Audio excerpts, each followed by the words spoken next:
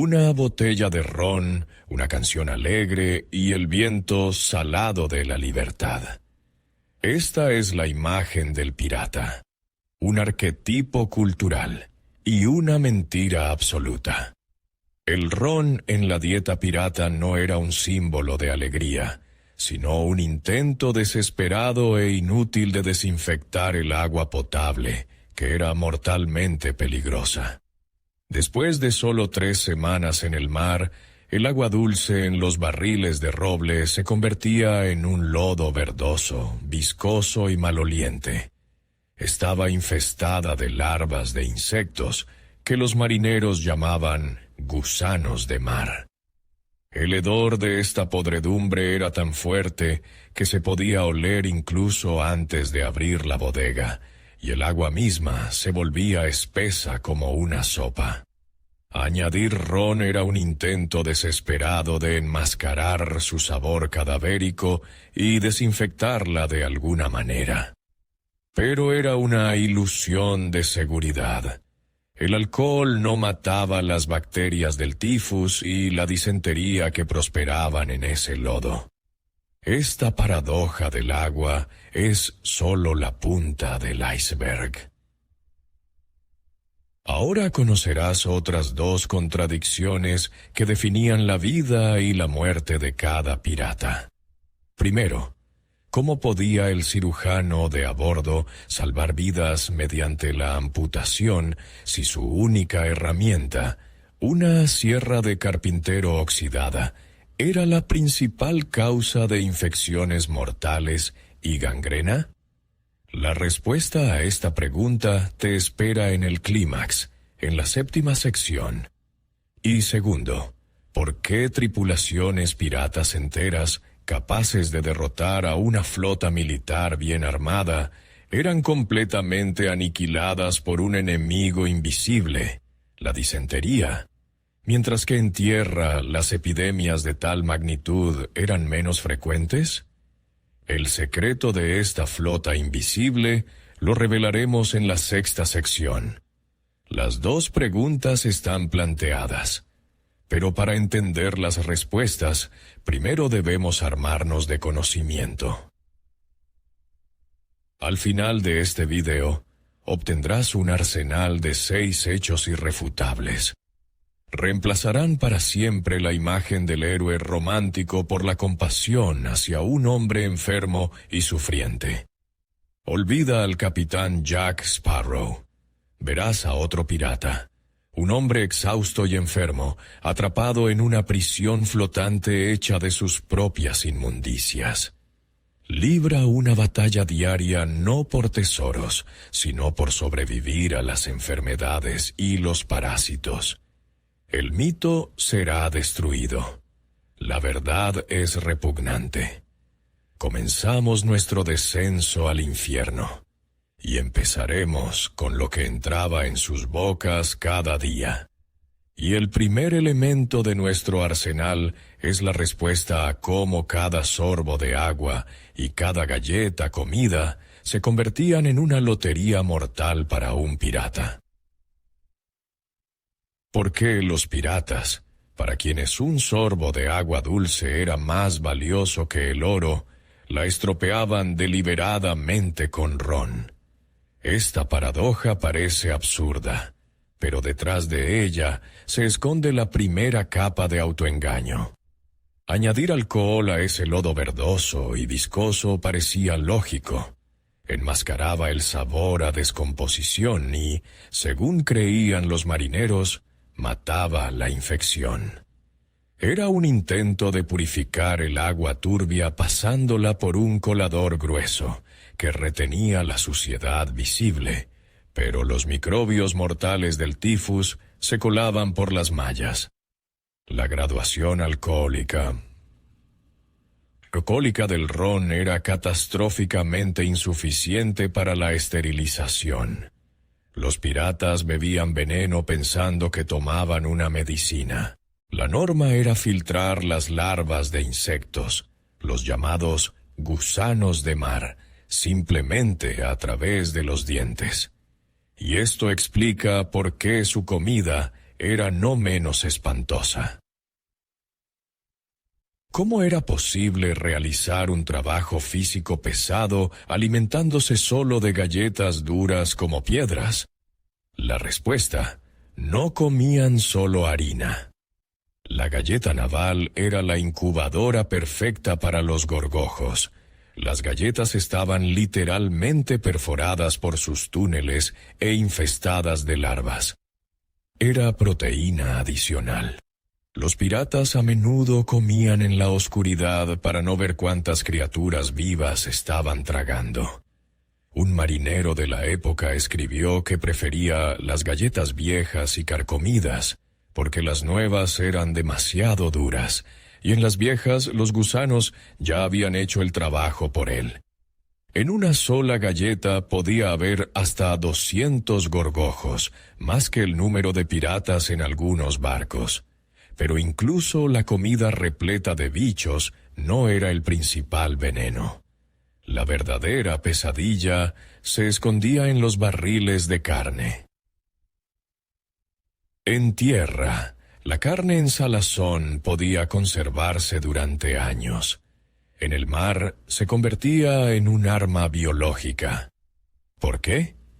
La prisa y el ahorro. Los proveedores suministraban a los barcos carne vieja que ya empezaba a estropearse, y la cubrían con una cantidad insuficiente de sal. Como resultado, continuaba pudriéndose dentro de los barriles sellados. Cuando se abría uno de estos barriles, se oía un característico siseo. Eran los gases de la putrefacción que se escapaban, extendiendo un olor que provocaba el vómito incluso a los marineros más curtidos. La carne se convertía en una masa gris, viscosa e incomible. Quien la comía no obtenía proteínas, sino disentería. Y todos estos desechos en descomposición, una vez en el cuerpo, tenían que salir de alguna manera. Pero el sistema para ello era aún peor que la propia comida. ¿Qué tienen en común una dieta de agua podrida, galletas con gusanos y carne en mal estado con la razón por la que los piratas perdían los dientes en masa? La ausencia total de vitamina C. La dosis diaria recomendada para un adulto es de 90 miligramos. La dieta de un pirata en el mar a menudo contenía 0 miligramos de esta sustancia durante meses. Esto desencadenaba en el cuerpo un proceso irreversible de descomposición llamado escorbuto. Las encías comenzaban a pudrirse directamente en la boca, dejando al descubierto las raíces de los dientes, que luego simplemente se caían. La comida mataba al pirata no solo rápidamente, por envenenamiento, sino también lentamente, convirtiéndolo en un inválido desdentado.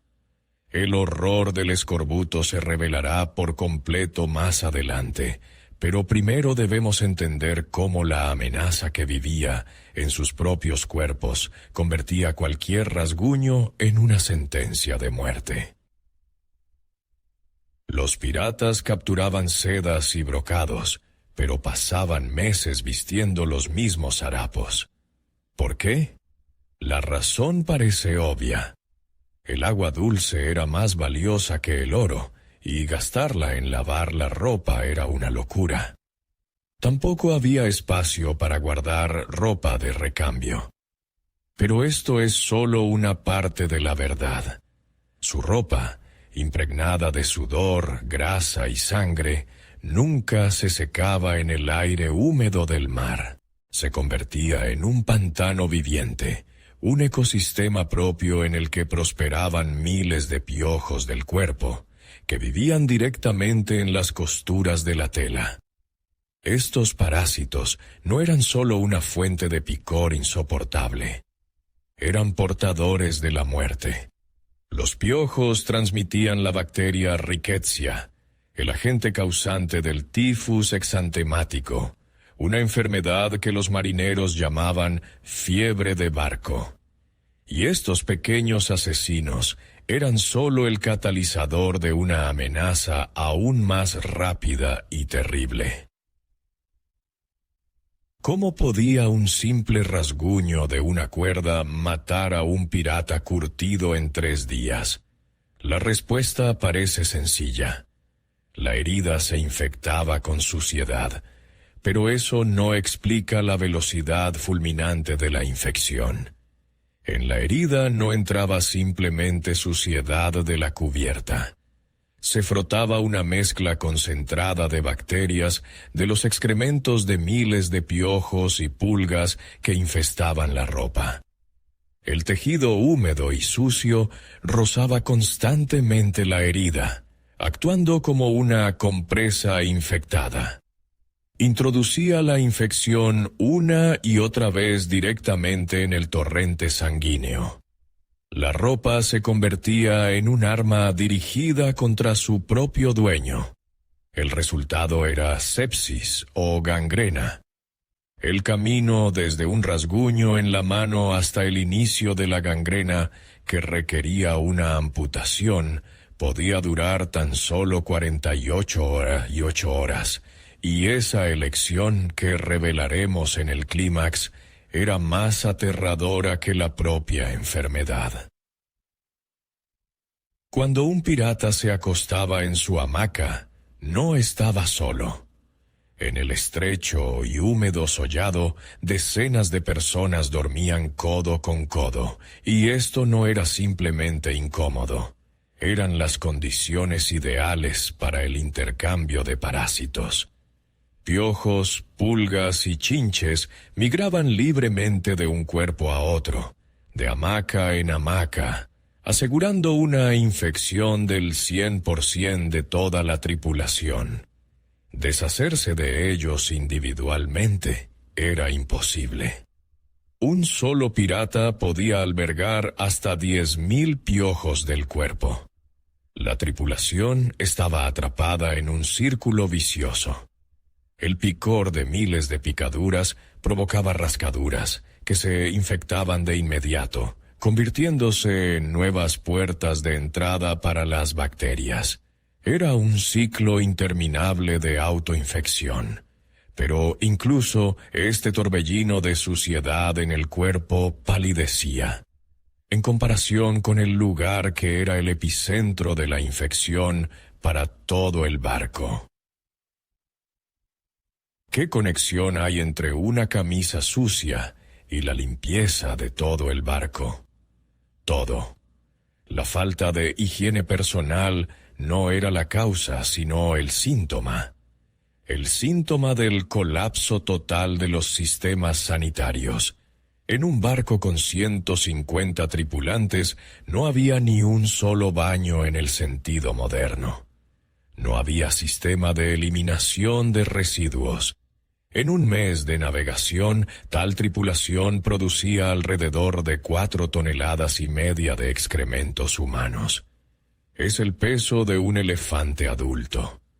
El barco se envenenaba literalmente a sí mismo desde dentro. Y en ningún lugar se manifestaba esto de forma tan vívida y repugnante como en los jardines del barco. Un lugar que no era simplemente un baño, sino un arma biológica. La siguiente sección nos sumergirá en su realidad. Un lugar donde el riesgo de ahogarse era menor que el de morir por una infección. ¿Dónde estaba el baño en un barco abarrotado con 100 de personas? No había un baño como estancia. Estaban los jardines, plataformas de rejilla que sobresalían por la borda en la proa del barco, completamente expuestas a todos los vientos y olas.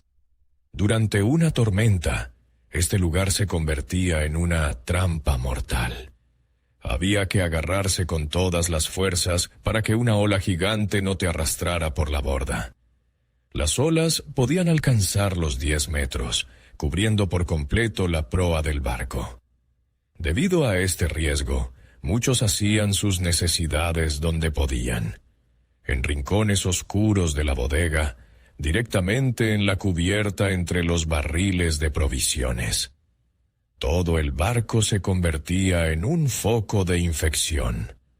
Pero el peligro de ahogarse no era el principal problema de los jardines. Lo más aterrador se ocultaba en los detalles de su uso. ¿Cómo la ausencia de algo tan trivial como el papel higiénico se convertía en la causa de la muerte de la mitad de la tripulación? En lugar de papel, se utilizaba un trozo de cabo viejo, deshilachado en un extremo. Después de usarlo, simplemente se enjuagaba en el agua del mar y se dejaba colgado para el siguiente. Este cabo común era el vehículo perfecto para las infecciones intestinales, principalmente la disentería. Una persona enferma dejaba en él miles de millones de bacterias. Era como un gran apretón de manos para toda la tripulación. El enfermo daba la mano a través del cabo a decenas de personas sanas, transmitiéndoles la infección mortal. Un solo infectado podía contagiar a la mitad de la tripulación en solo una semana, convirtiendo el barco en una enfermería flotante. Y cuando esta enfermedad comenzaba su marcha por el barco, ya era imposible detenerla.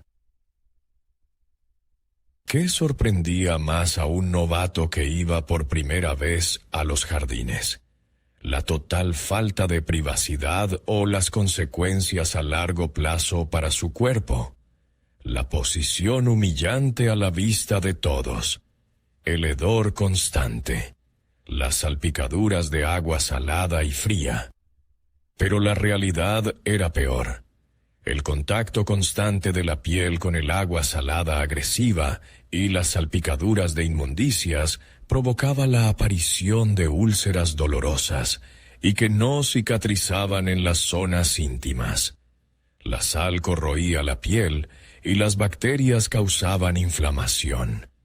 Estas úlceras de sal eran tan comunes que se consideraban una enfermedad profesional de los marineros. Se convertían en una fuente constante de dolor y en otra puerta de entrada para infecciones que conducían a la sepsis. Pero existía una enfermedad que destruía el cuerpo desde dentro, actuando lenta pero inexorablemente, como una maldición. Imagina que no has comido frutas ni verduras frescas durante exactamente 3 meses. ¿Qué crees que le pasaría a tu cuerpo primero? ¿Empezarías a perder el pelo o se te caerían los dientes? La mayoría supondría una debilidad general, problemas de piel, uñas quebradizas. La realidad desmiente las expectativas.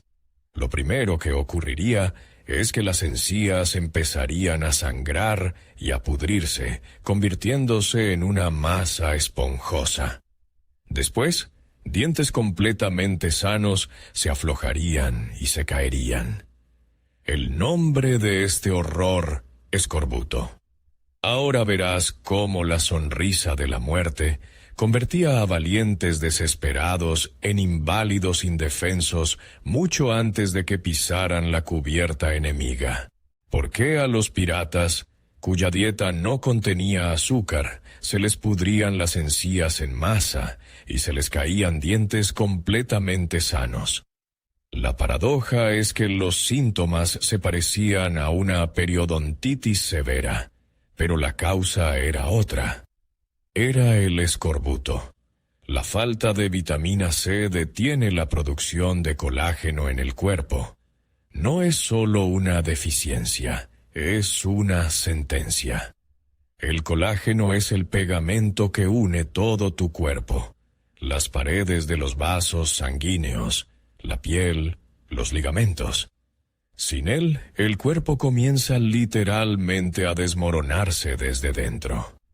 Imagina una pared de ladrillos de la que se va eliminando lentamente el cemento.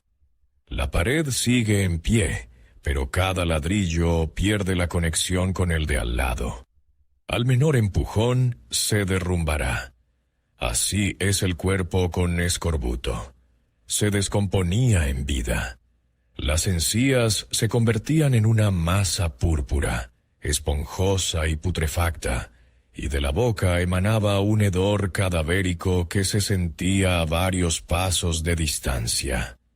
Pero eso era solo el principio. Sigamos el destino de un marinero. Al principio de la travesía es fuerte y está lleno de esperanzas. 2 meses después, le invade la apatía y un dolor persistente en las articulaciones. Lo atribuye al cansancio. Luego, en sus piernas, con el más mínimo golpe, aparecen enormes hematomas negros. Sus vasos sanguíneos se han vuelto frágiles como el papel mojado y se rompen por todo el cuerpo. Lo más aterrador: una vieja cicatriz en su brazo, curada hace mucho tiempo, de repente se abre y comienza a pudrirse, como si la herida hubiera sido de ayer. El cuerpo ha olvidado cómo repararse. Lo ha traicionado. Pronto pierde todos los dientes y ya no puede comer ni siquiera las galletas remojadas. Muere en agonía por agotamiento y múltiples hemorragias internas, plenamente consciente mientras su cuerpo se descompone literalmente en pedazos.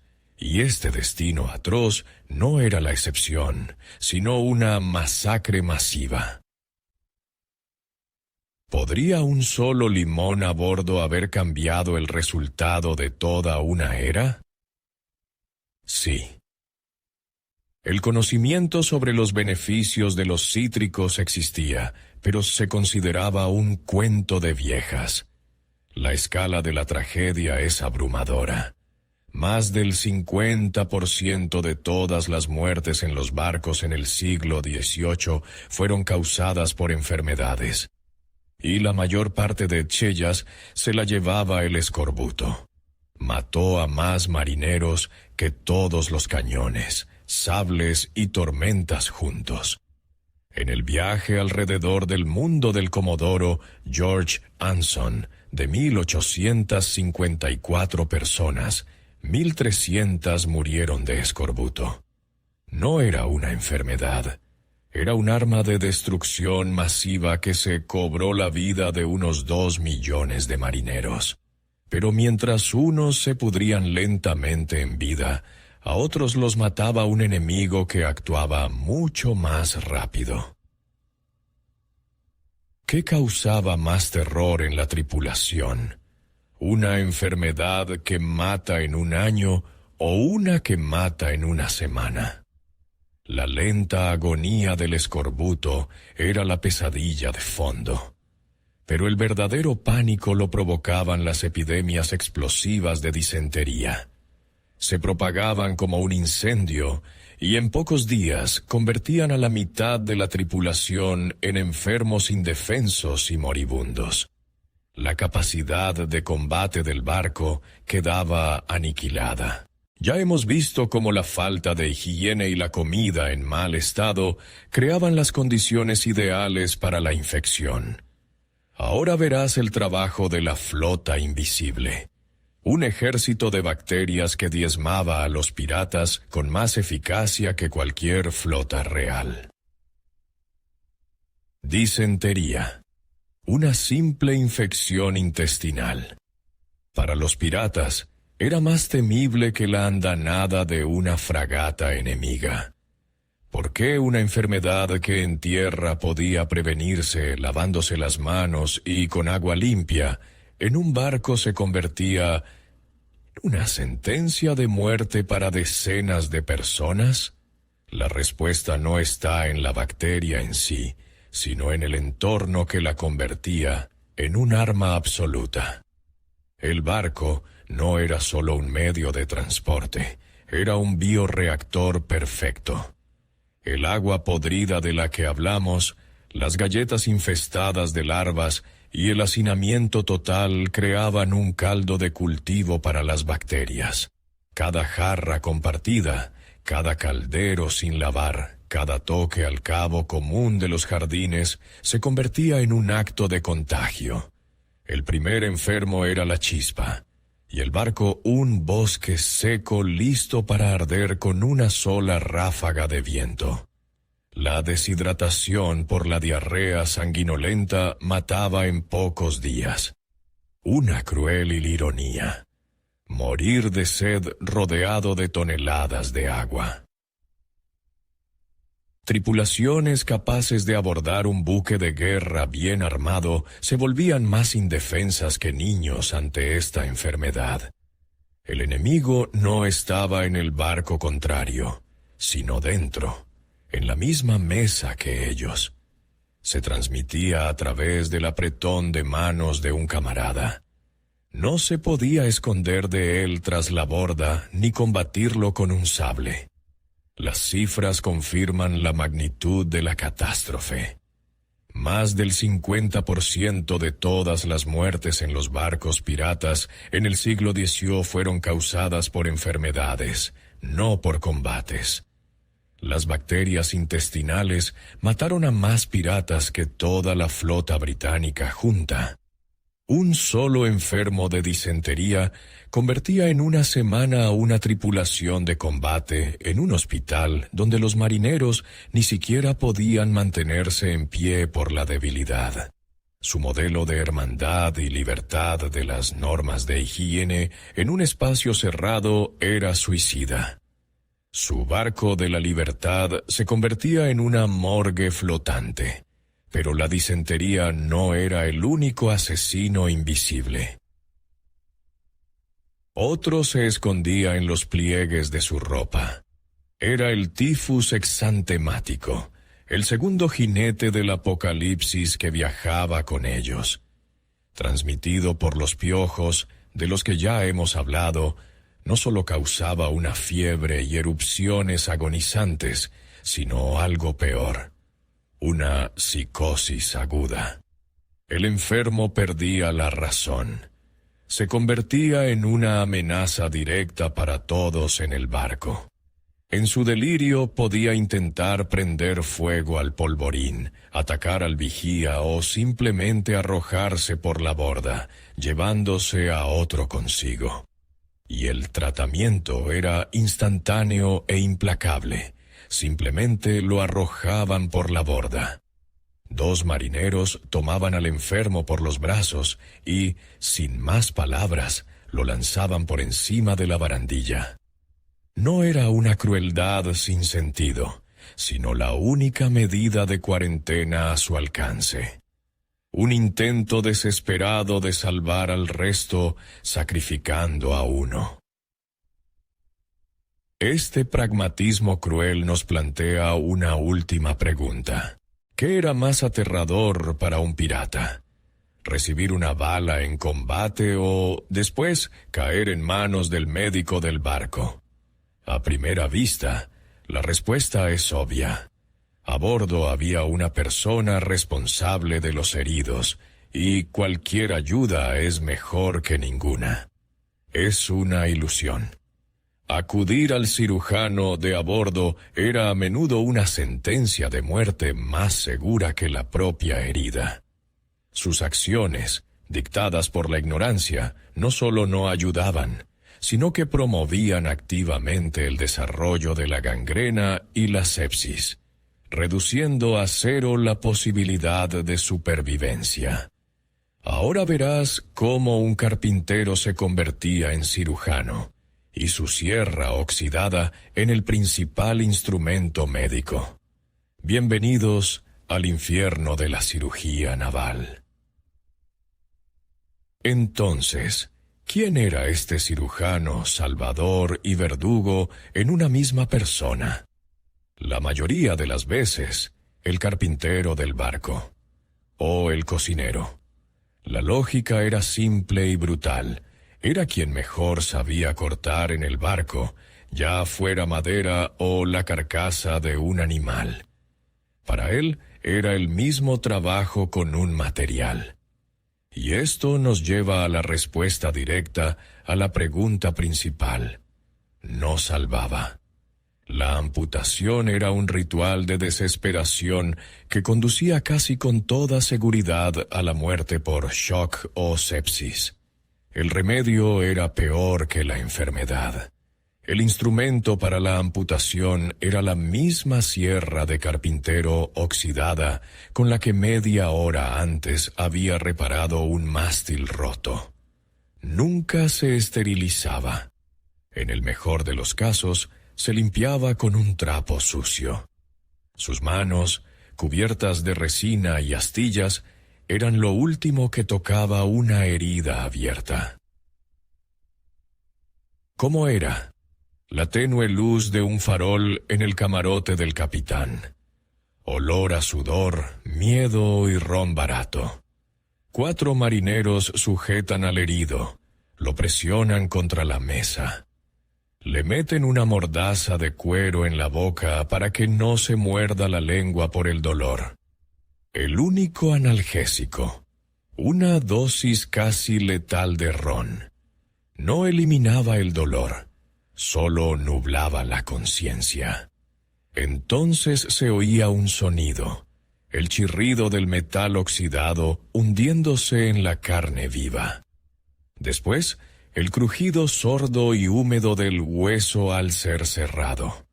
El grito, ahogado por la mordaza, se convertía en un aullido animal.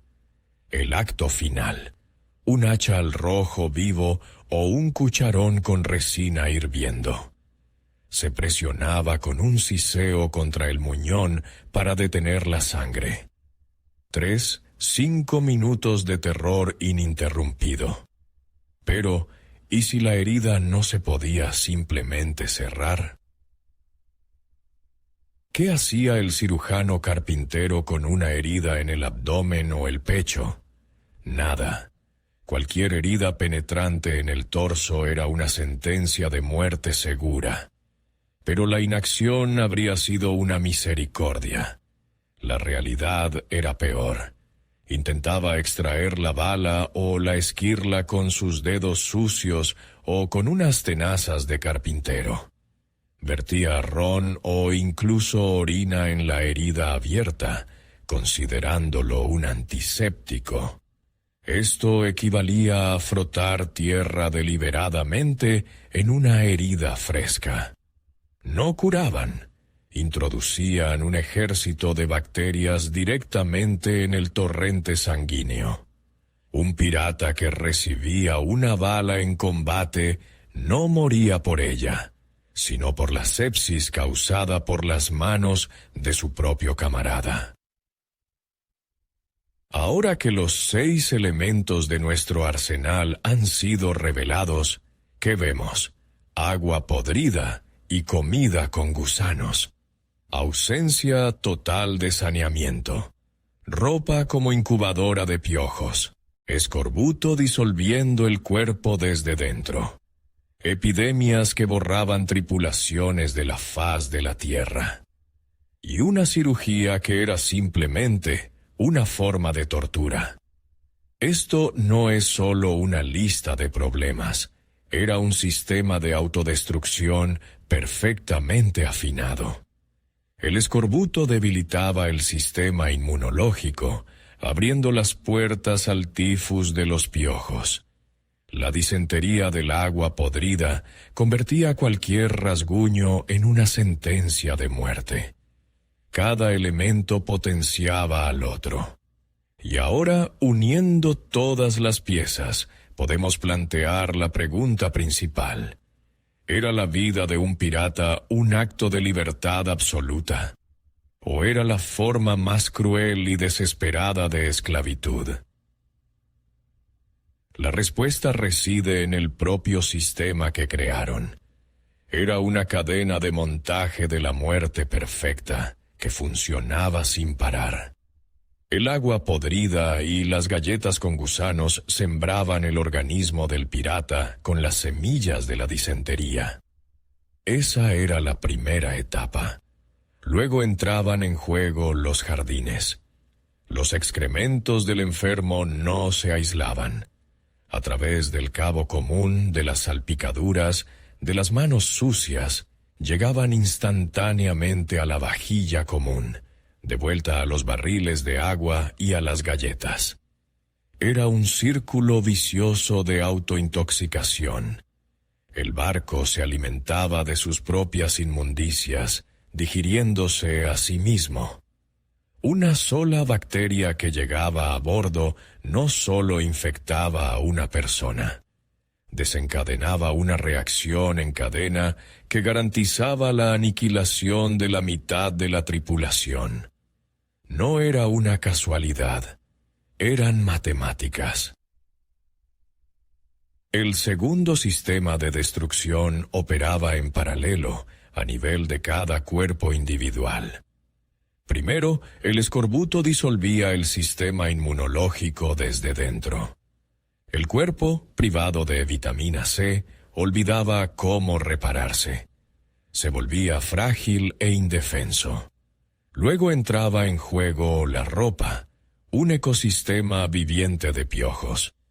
Un simple rascado por una picadura en un cuerpo debilitado por el escorbuto se convertía en una úlcera purulenta que no cicatrizaba. Y a este hombre, que ya se estaba pudriendo en vida, lo llevaban ante el carpintero con su sierra. Su organismo, sin colágeno ni defensas, no tenía ni una sola oportunidad de sobrevivir a la infección que introducía el acero oxidado. La probabilidad de sobrevivir a una amputación así era inferior al 10%.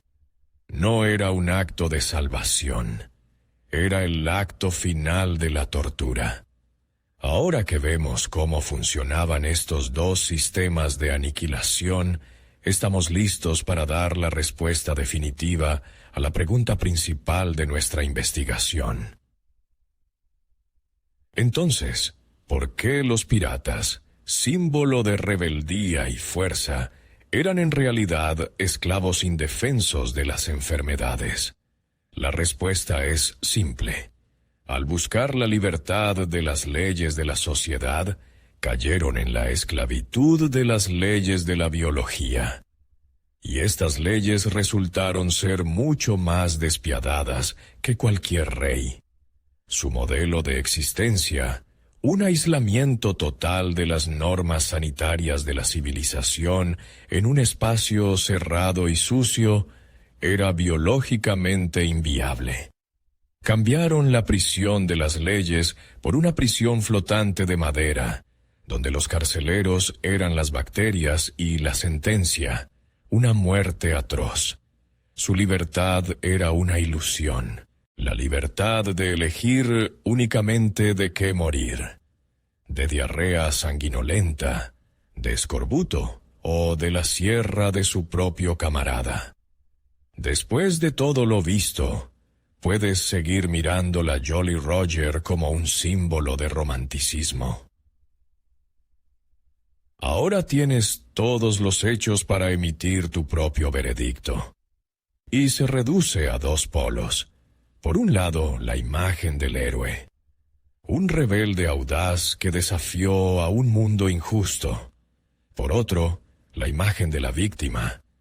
Un hombre desdichado y condenado, atrapado en un infierno flotante de suciedad y sufrimiento, donde cada día era una lucha por la supervivencia. La elección es tuya. No te pedimos que escribas un comentario largo. Simplemente escribe una palabra, héroe o víctima. Veamos quiénes son más al final.